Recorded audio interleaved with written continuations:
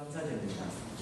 제가 작년에 추수감사주의를 맞이하면서 참 인상적이었습니다. 늘 도시에 살다가 이 눈앞에서 오곡백화가 익어가는 모습을 보면서 추수를 맞이하니까 참 새삼스러웠습니다. 그리고 시장에서 사온 게 아니라 1년 동안 열심히 하나님께 드리기 위해서 키우신 걸 가져오시는 모습도 참 인상적이었어요. 그래서 속으로 이거 어쩌면 이게 진짜 추수감사절이다 그런 생각도 하게 됐습니다.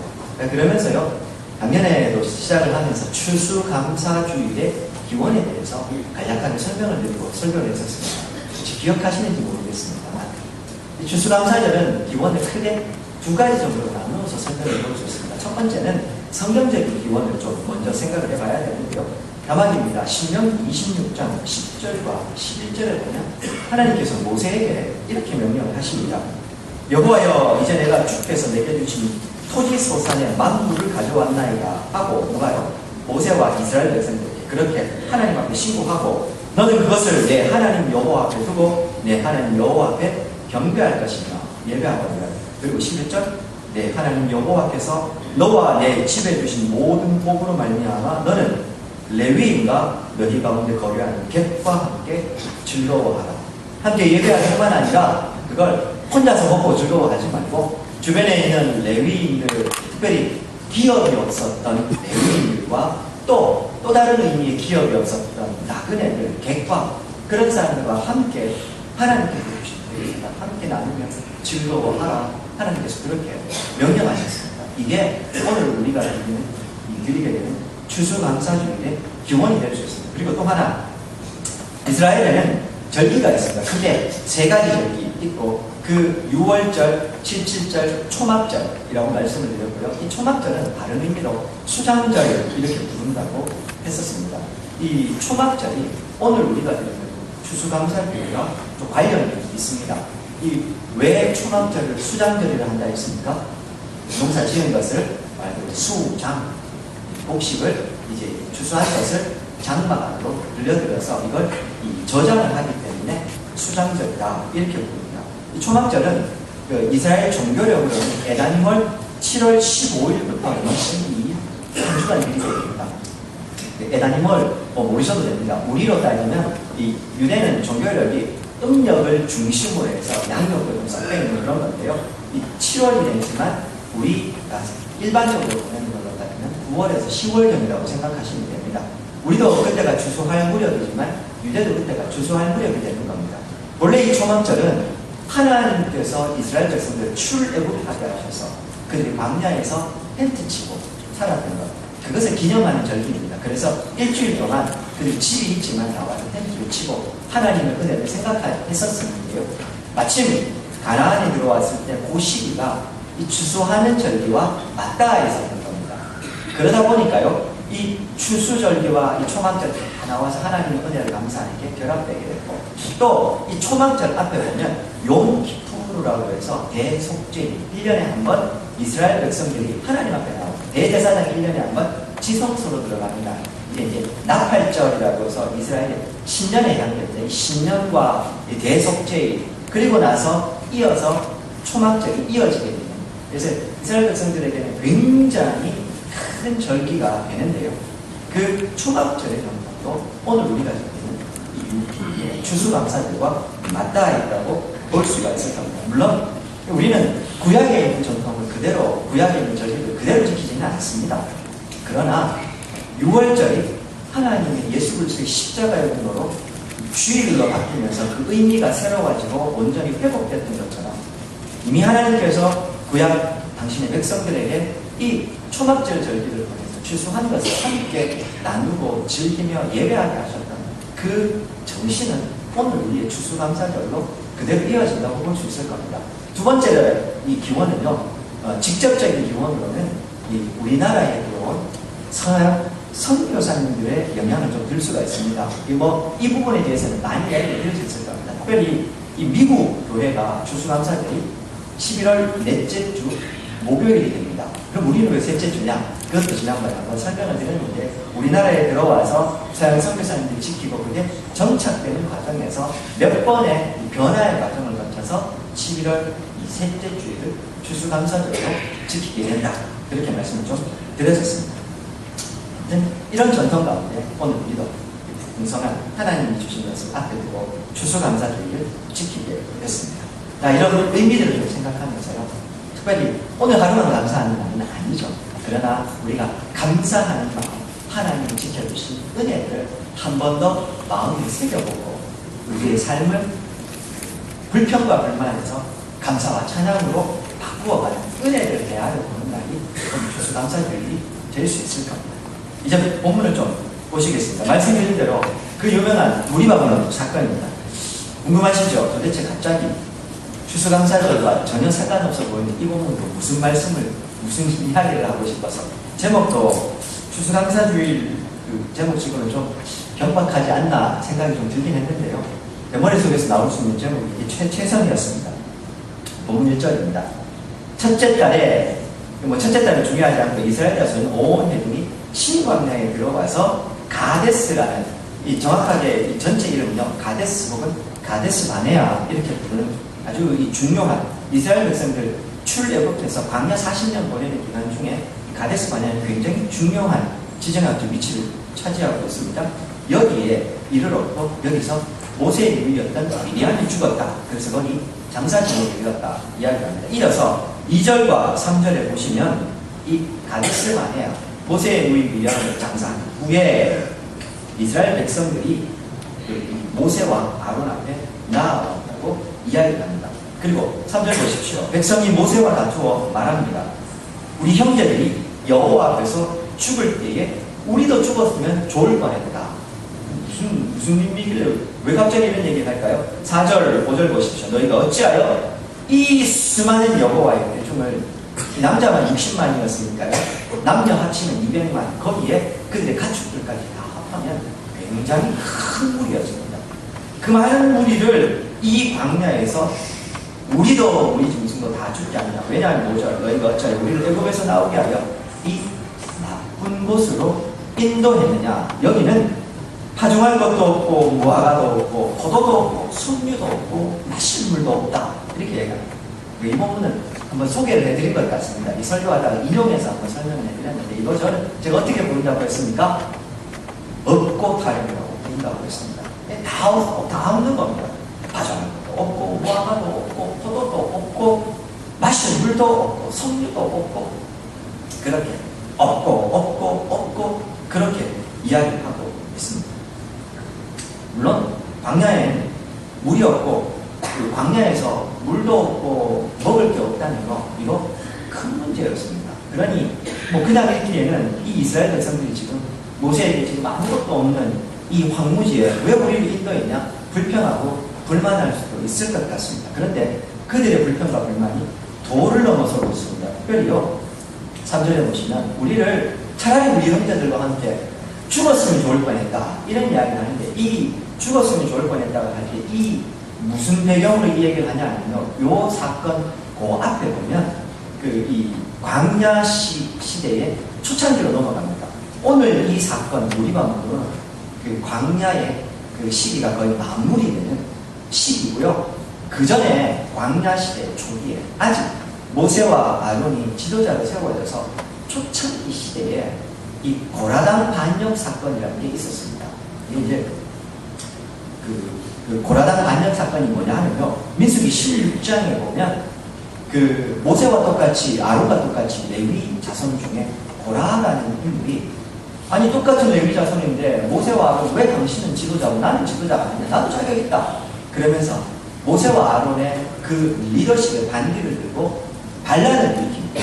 그리고 이 고라의 반란에 함께 동조한 세력이 다단과 아비란, 온까지 이 세 명의 인물이 있습니다. 이 사람들은 루벤 지파였는데요. 원래 루벤이 장자였습니다. 그런데 여러 가지 정황상 이 루벤이 장자적 지위를 내려오게 되는데요. 그런 여러 불만을 가지고 있다가 이 루벤 지파의 다단과 아비란, 온까지 이 사람들도 같이 합세해서 우리도 제사장 가문은 아니지만 우리가 원래 장자적인 가문 아니냐 우리가 지도자가 될 수 있다 하면서 같이 반란을 일으키는 사건 고라당 반역 사건이 있습니다.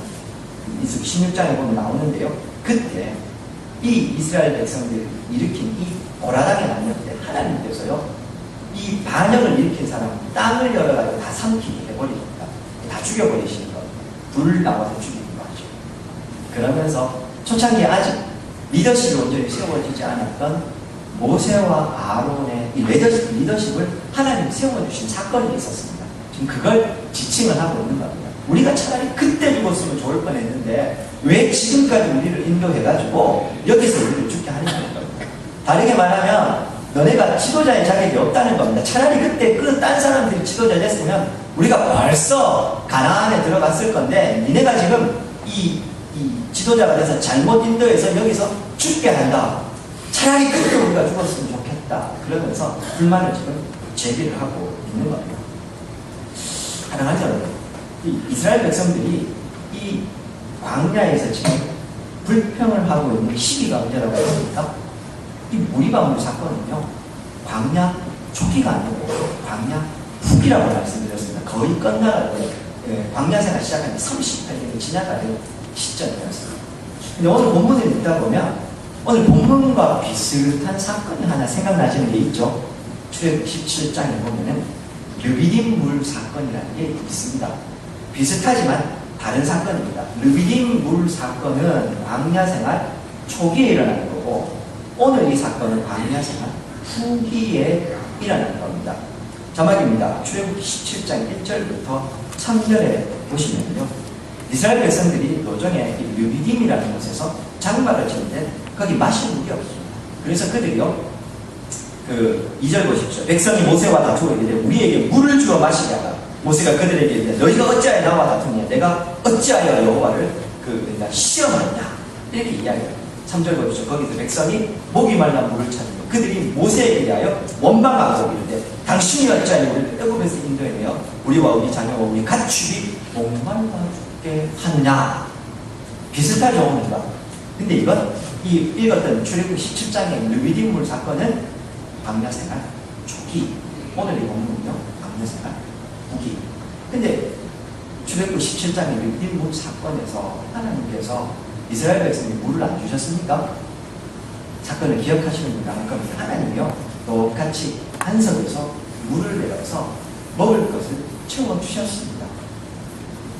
다르게 말하면 이스라엘 백성들은 이미 광야 생활 초기에 하나님께서 반석에서 물을 내시는 것을 경험을 한 겁니다. 다르게 말하면 40년 광야 생활, 그걸 광야 학교, 가나안 땅으로 들어가기 전에 그들이 겪어야 되는 하나님의 광야 학교라고 하는 과정 속에 이미 그들은 이 물 마시는 것에 관한 하는 이 과목을 이수를 한 겁니다. 이 일에 대해서는 하나님의 돌보심을 경험을 하고 하나님이 그들에게 채워주신다는 걸 이미 그들은 알았던 겁니다. 그러면 오늘 보면 똑같은 상황에 닥쳤을 때 이스라엘 백성들이 보여야 될 반응이 뭡니까? 불평과 불만입니까? 아니면 하나님 앞에 기도하고 요청을 하는 것이었습니다. 그때도 하나님이 채워주셨으니 오늘도 하나님 앞에 불평불만하기 이전에 기도하면 됐어요. 그런데 40년이나 지나시면서 그 광야학교 이제 졸업할 무렵이 돼서 하나님의 가정이 이제 다 맞춰가는 연단을 그만큼 겪었으면서도 똑같은 상황이 닥치자 똑같이 하나님 앞에 원망을 하고 있는 것입니다.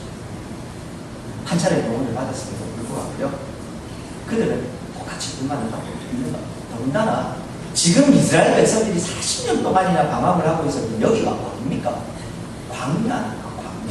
광야에 물이 없고 먹을 게 없는 게 너무 당연하지 않습니까? 그럼에도 불구하고 하나님의 채우심이 있었음에도 불구하고 그 너무 당연한 물도 없고 먹을 것이 없는 것이 당연한 이 광야에서 똑같은 상황에 하나님은 또 원망을 하고 있는 것입니다. 그러면 질문이 생깁니다. 아니 이스라엘 백성들이 바보도 아니고 왜 이 똑같은 상황에서 우리가 차라리 죽었으면 좋겠다 이런 불평과 불만을 제기하고 있을까? 이 가데스 바네아라고 하는 이 지역에 대한 이해가 좀 필요합니다. 결론부터 말씀드리면 이 가데스 바네아는요, 그 신광야와 바란 광야 사이에 있는 오아시스 지대입니다. 그러다 보니까요, 이스라엘 백성들이 광야 노정을 40년 동안 방황하는 중에요, 이 가데스 바네아를 중심으로 여러 일들을 많이 합니다. 이 역사적으로는 가나안, 이 아브라함이 처음으로 정착했던 곳이 가데스 바네아이기도 했고요. 그 하갈이 사라의 핍박을 피해서 그 우물가에서 막 죽으려고 했던 곳이 있죠. 창세기에 보면 나오는데 거기도 창세기 16장에 나오는 그 장소가 바로 가데스 바네아예요. 출애굽으로 나와서는요, 이스라엘 백성들이 시내산에서 출애굽 처음 해가지고 11일 만에 도착했던 곳이 가데스 바네아. 거기서 이제 좀 쉬는 겁니다. 물이 있으니까. 오아시스 지대에 있으니까요. 12정탐꾼을 보낼 때 이스라엘 백성들이 머물러 있었던 것도 가데스 바네아. 이렇게 말하면 여기는 오아시스 지대였기 때문에 그들이 그 이전에 이미 여기서 항상 물을 얻었던 겁니다. 사진을 하나 준비했는데요. 사진 좀 띄워주시겠습니까? 이 가데스 바네아가요, 그 사진을 보시면 그 아래쪽에 보시면 그 여러분들이 보시기에 왼쪽 편에 가데스 바네아라고 하는 지역이 나옵니다. 다음 사진입니다. 요게 가데스 바네아 지역 사진입니다. 그냥 보시기에도 황량해 보이시죠? 근데 거기 파랗게 보이시는지 모르겠습니다. 다음 사진입니다. 요 사진입니다. 요 오아시스 지대라는 거. 광야에 저런 오아시스 지대가 군데군데 있는 데가 가데스 바네아라는 지역입니다. 이스라엘 백성들은 광야 생활하는 중에 여기서 항상 물을 얻었고 쉼을 가졌던 겁니다. 40년 동안 방황하면서 여기 몇 번이나 왔던 겁니다. 다시 말해서 신광야로 들어와서 광야지대를 지나면서 그들은 우리가 조금만 더 가면 가데스 바네아에서 이제 물을 얻을 수 있을 것이다. 거기는 먹을 것도 있을 것이다. 기대했던 겁니다. 잔뜩 기대하고 여기 왔는데 웬걸요? 이번에는 물이 없습니다. 먹을 거 없네요. 그러니 그들의 입술에서 이 불평과 불만이 터져 나오게 됐습니다. 한편 이해됩니다. 그렇지 않습니까? 왜 우리 그런 거 있지 않습니까? 잔뜩 기대하고 있었는데 웬걸요? 빵이다. 그러면 마음이 갑자기 확 평소 기대를 안 했으면 불평불만도 없을 수 있는데 기대 잔뜩 했다가 그게 아닌가 아니면 불평과 불만이 더 크게 나오지 않습니까? 이스라엘 백성들 그랬으니 더군다나 신광야를 통과해가지고 이미 38년 동안이나 광야에서 머물었습니다. 다르게 말하면 충분히 하나님의 연단을 받았다고 말할 수도 있지만 그만큼 광야 생활에 지쳐간, 그만큼 광야 생활 속에서 몸도 마음도 지치고 힘들 만큼 힘들어했던 시기에 여기 가데스 바네아에 여기서 좀 쉬려고 했는데 쉬지도 못하고 먹을 것도 없으니 불평불만이 터져나가고 그런데 그들이 이렇게 불평불만을 하고 있는데 과연 합당할까? 다시 한번 더 곰곰이 생각해보면 그렇지만은 않습니다. 첫 번째로 이스라엘 백성들이 도대체 출애굽에서 어떻게 출애굽하게 됐습니까? 애굽에서 편안하게 잘 살다가 하나님이 강제로 그들을 콕 깨어서 끌어내셨습니까? 아니죠. 그들이 하나님 앞에 부탁했고 하나님이 그래서 그들을 옮기신 거 아닙니까? 권능의 손으로 그들을 그 애굽에서 나오게 하셨고 인도해 주신 거라. 더 중요한 건 광야생활 40년 하는 동안에 자신들의 눈앞에 하나님의 구름기둥과 불기둥이 있었고 불평불만을 하고 있는 이 순간에도 하나님의 구름기둥과 불기둥, 하나님의 인재가 그들 눈앞에 보여지고 있었습니다. 이 불평불만을 하고 있는 이 순간에도 그들은 여전히 만나와 메추라기를 통해서 먹을 것을 공급받고 있었습니다. 다르게 말하면 그들이 이것도 없고 저것도 없고 라고 말하는 순간에요, 그들 가운데는 만나도 있었고 메추라기도 있었고 하나님의 인재도 있었던 겁니다. 하나님은 그들 가운데 여전히 있었고 지키고 있었던 겁니다.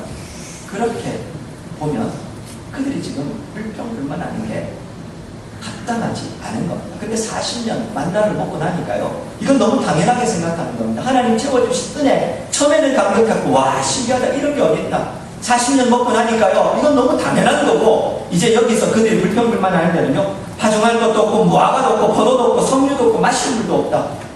그렇게 하나님 앞에 없는 것을 찾아서 불평불만하고 있는 거. 사랑하는 여러분, 이게요 인간의 죄된 속성입니다. 인간의 죄가요 그만큼 뿌리가 깊은 겁니다. 사실은 돌아보면 모든 것이 다 하나님의 은혜고 감사할 것밖에 없는데 눈앞에 하나님의 임재가 있음에도 불구하고 굳이 없는 것 찾아내가지고 자기들 마음의 불평불만을 쏟아내고 있었던 겁니다. 원래 인간이 이 욕심이 가득해서요. 자족하고 감사하기보다 불평불만하는 게 그게 인간의 속성입니다.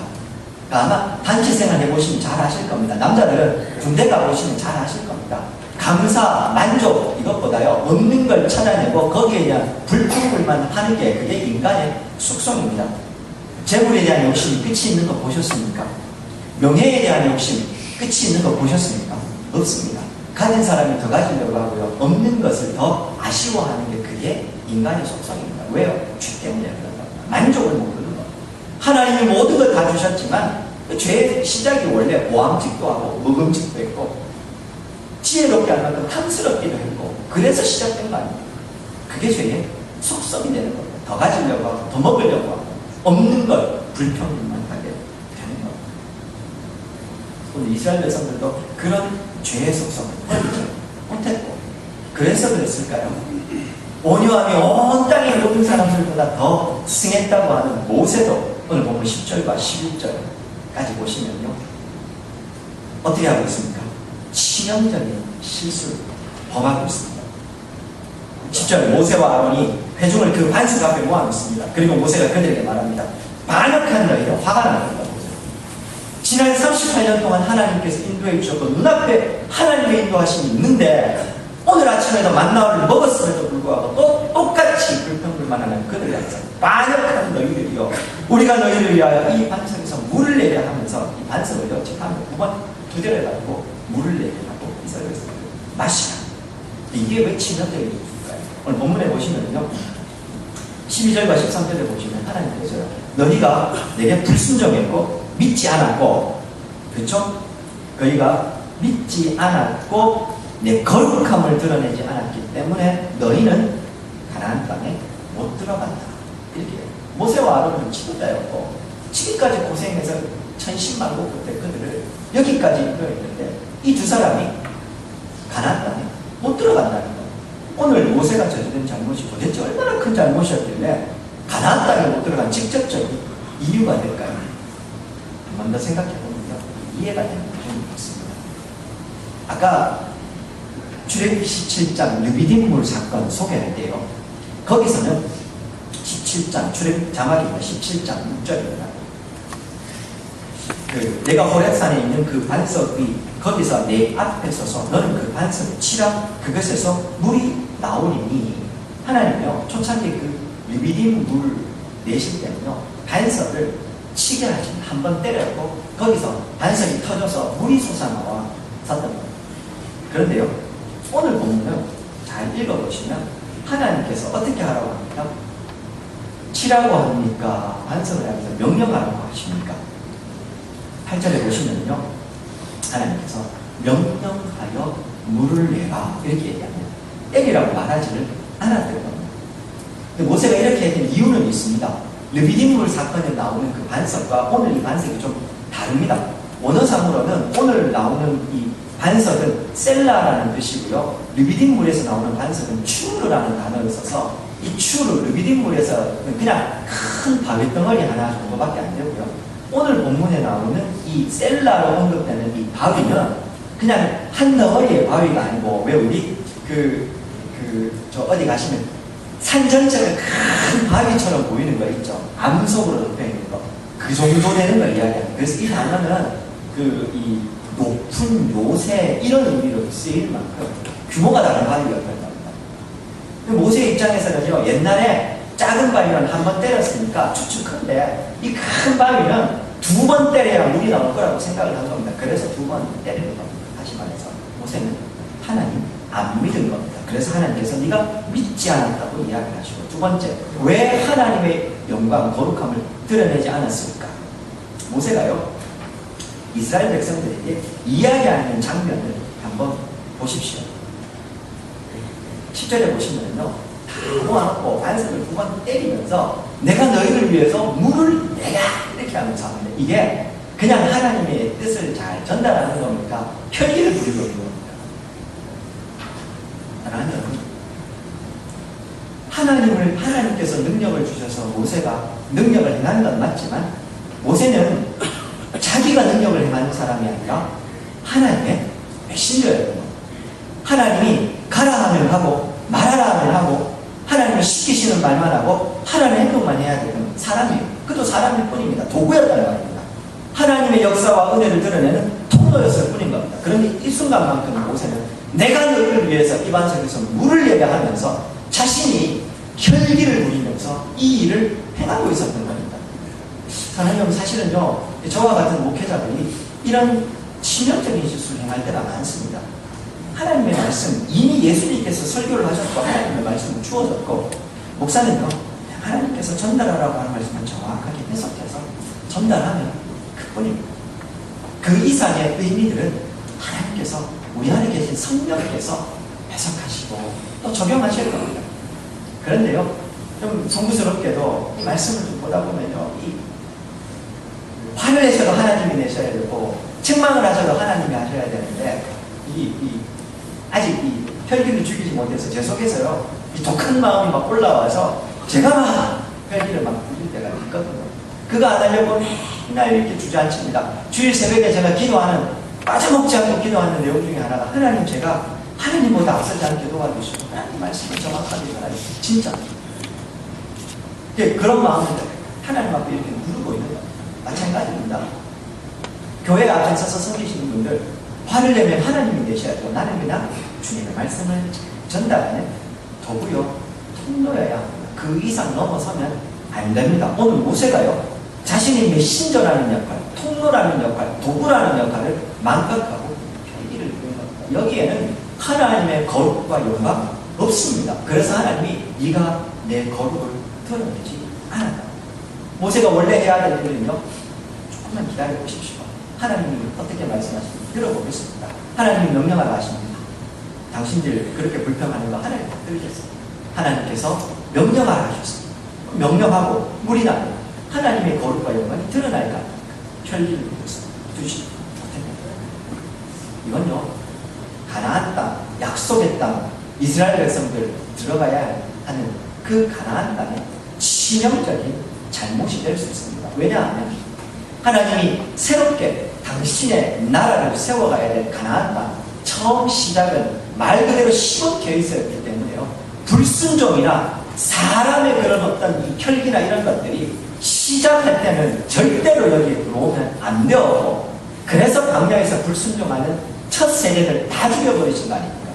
당연히 그 지도자들도 절대로 하나님 앞에 혈기를 부는 사람은 안 되었던 겁니다. 처음이었기 때문에, 시범 케이스였기 때문에, 처음 시작이었기 때문에 하나님이 이렇게 엄격하게 그 자격을 제한하고 계시는 겁니다. 그런 의미에서 모세와 아론은 이렇게 실격했고 떨어지고 했던 겁니다. 못 들어가면 다시 몸으로 돌아왔습니다. 이스라엘 백성들은 지금 터무니없는 불평을 하나님 앞에 쏟아붓고 있습니다. 심지어 하나님의 말씀은 지금까지 잘 전해주었던 모세와 아론도 여기서 혈기를 부리고 있습니다. 제가 하나님은요, 한쪽에 그래도 좀 중재를 해주고 좀 해주면 좋을 건데, 둘 다 이러고 있으면 저 같으면 물 안 줄 것 같습니다. 다 죽어라 이렇게 할 것 같은데요, 오늘 본문에 보시면 그래서 하나님이신 거죠. 하나님이 물을 주십니까? 안 주십니까? 주시죠. 하나님 앞에 불순종해서 반석 명령하라고 두 번 두드림에도 불구하고요, 그 반석에서 물이 터집니다. 이게 기적이거든요. 이게 하나님의 은혜지 않습니까? 사람은 혈기를 부리고 사람은 불평불만을 쏟아내지만 하나님은 변함없이 당신의 은혜를 채워주시는 겁니다. 당신의 백성들의 그 상황을 아시고 물을 주시는 겁니다. 곰곰이 돌이켜보면 우리도 그렇습니다.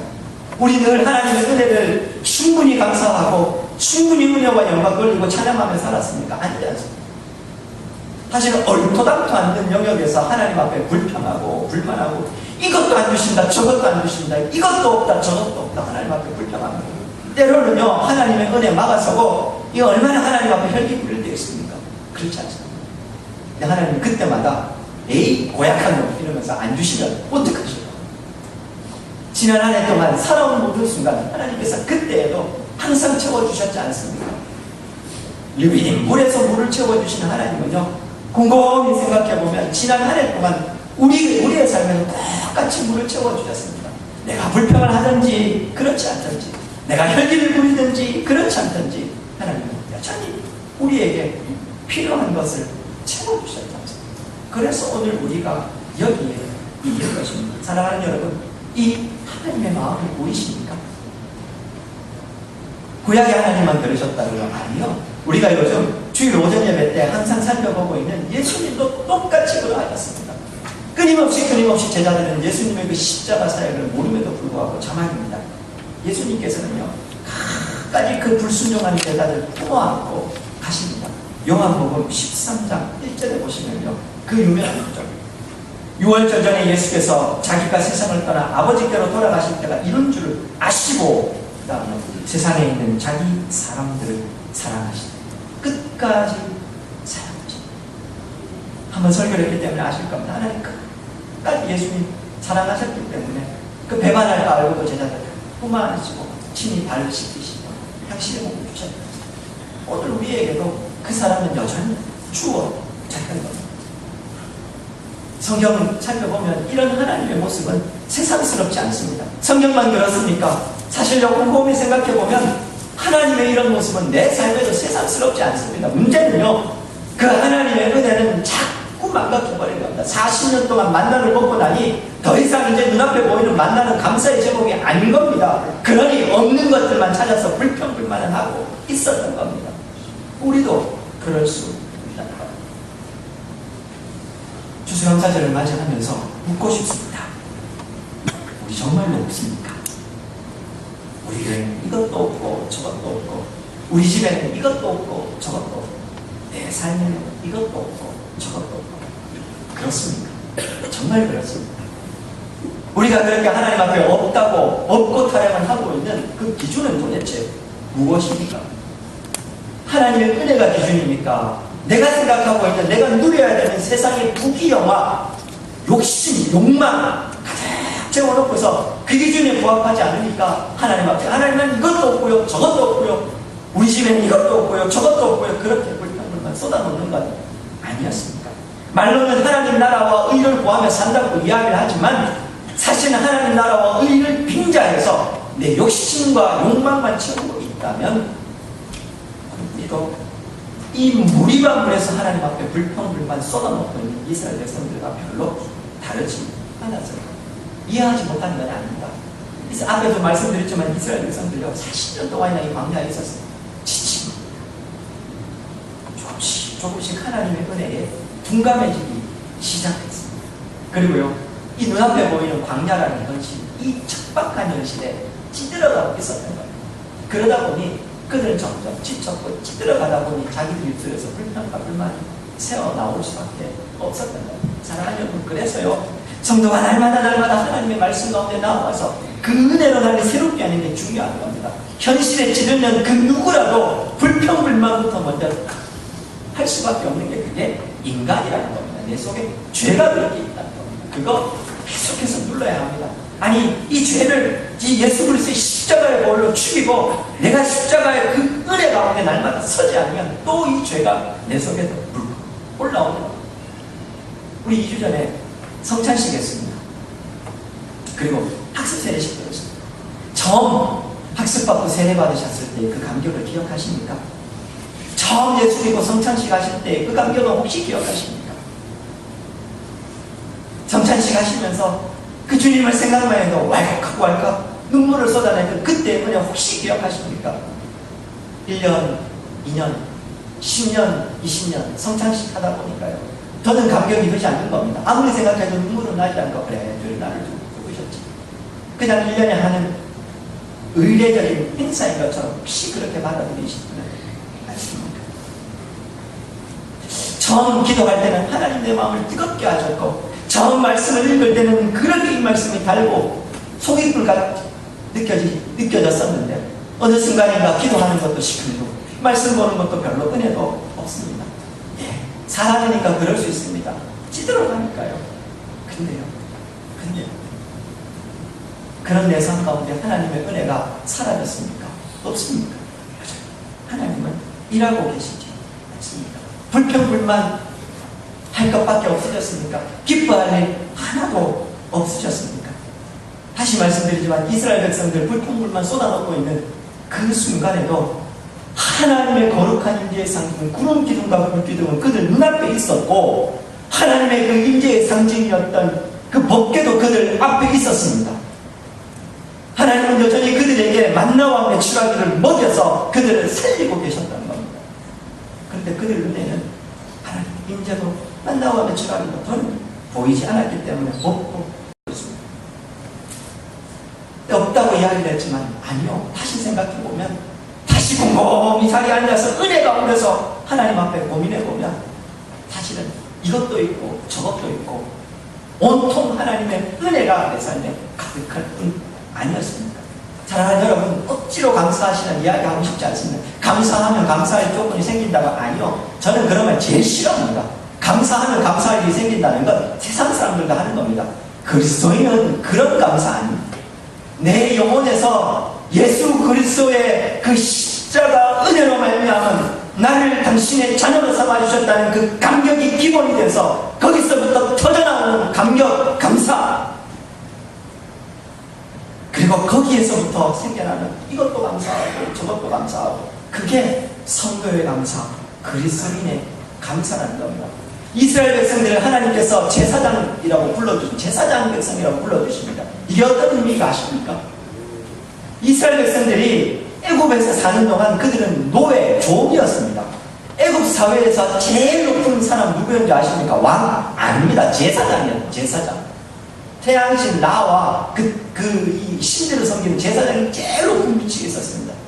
거기서 종살이 하면서 애굽 사회에서 제일 높은 사람이 제사장인 걸 누구보다 잘 알고 있었던 그 이스라엘 백성들, 하나님이 종됐던 그들을 불러주시면서 그들에게 처음으로 주시는 이름이 뭐냐 하면 너희는 내 제사장 백성이다. 그것이었습니다.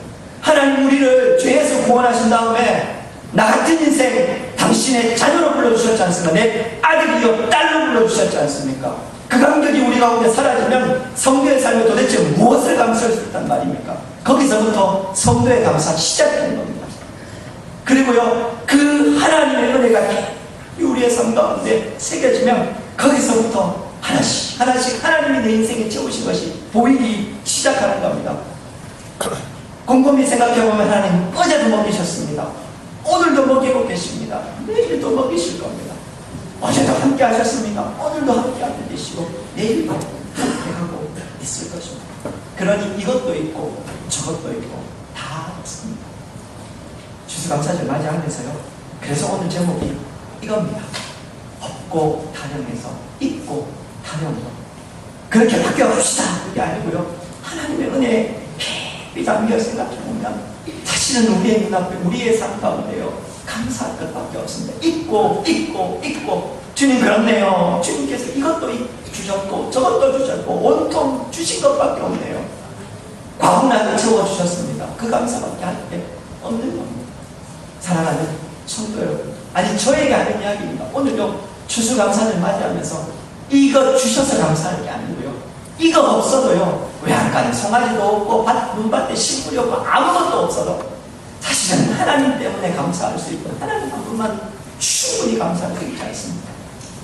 오늘 우리 이 추수감사를 맞이하면서 그 감사의 삶을 다시 새롭게 해서 지금까지 없고 타령만 하셨다면 있고 타령으로 오늘 하루뿐만 아니라 이 한 해를 너희 평생을 채워가시고 저와 우리 성도 되시기를 주의 이름으로 축원드립니다.